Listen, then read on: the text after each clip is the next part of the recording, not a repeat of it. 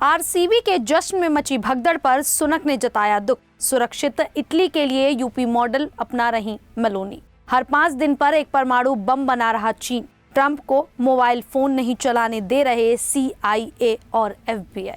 पाकिस्तान को मिली आतंकवाद से लड़ने की जिम्मेदारी। नमस्कार, मेरा नाम है शालिनी और आप देख रहे हैं द न्यूज़ 15। स्वागत है आपका हमारे खास प्रोग्राम दुनिया के हालचाल में। चलिए नजर डालते हैं इन बड़ी खबरों पर विस्तार से।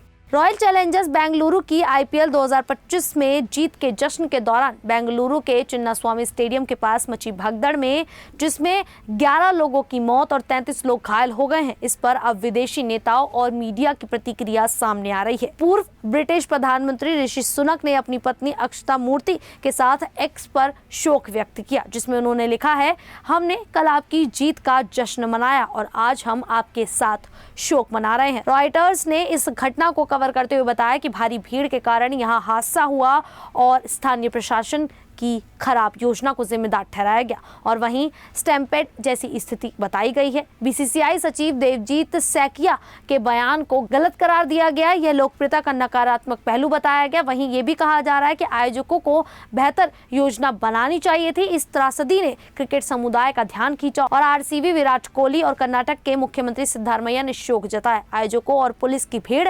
प्रबंधन में नाकामी की आलोचना लगातार हो रही है। वहीं इटली की सीनेट ने बुधवार को एक विवादास्पद कानून को मंजूरी दी, जिसके तहत प्रदर्शनों पर सख्ती और पुलिस को ज्यादा अधिकार मिलेंगे। इसे भारत के उत्तर प्रदेश के योगी आदित्यनाथ के मॉडल से जोड़ा जा रहा है, क्योंकि इसमें प्रदर्शनकारियों के लिए कठोर सजा और पुलिस को खुली छूट दी गई है।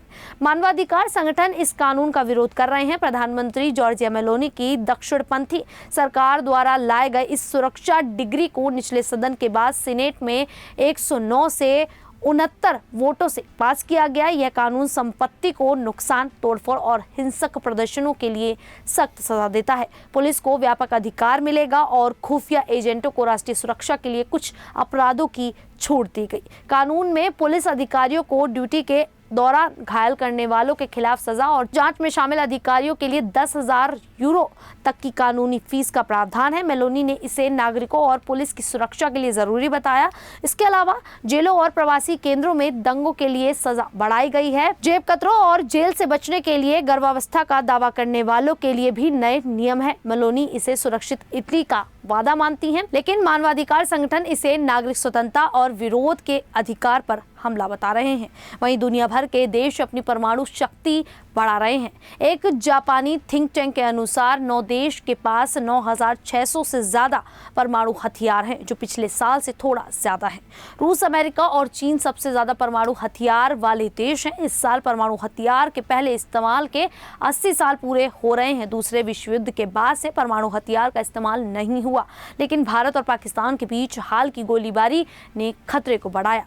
रूस के पास 4,310, अमेरिका के पास 3,700 और चीन के पास 600 परमाणु हथियार हैं।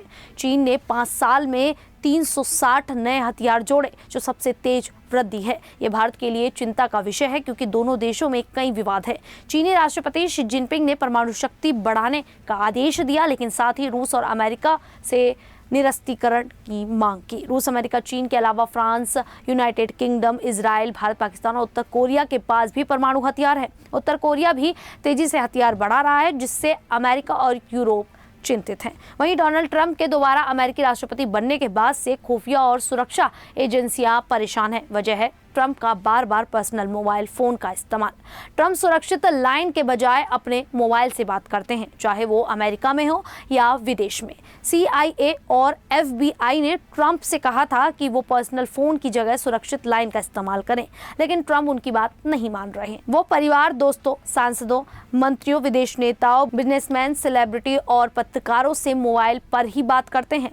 हैरानी की बात है कि वो अनजान नंबरों से आने वाली कॉल भी उठा लेते हैं। अमेरिकी एजेंसियों को डर है कि दुश्मन देश जैसे चीन और ईरान ट्रंप के फोन को टैप कर सकते हैं, जिससे जासूसी हो सकती है और देश की सुरक्षा खतरे में पड़ सकती है। एजेंसियों ने कई बार ट्रंप को चेतावनी दी, लेकिन वो अपनी मनमानी कर रहे हैं। ट्रंप का कहना है कि उनके पास छिपाने को कुछ नहीं है, इसीलिए वो बेफिक्र हैं। इससे खुफिया एजेंसियों की चिंता और बढ़ गई है। वहीं संयुक्त राष्ट्र सुरक्षा परिषद ने आतंकवाद रोधी समिति का उपाध्यक्ष पाकिस्तान को बनाया है, जिसे लेकर विवाद हो रहा है।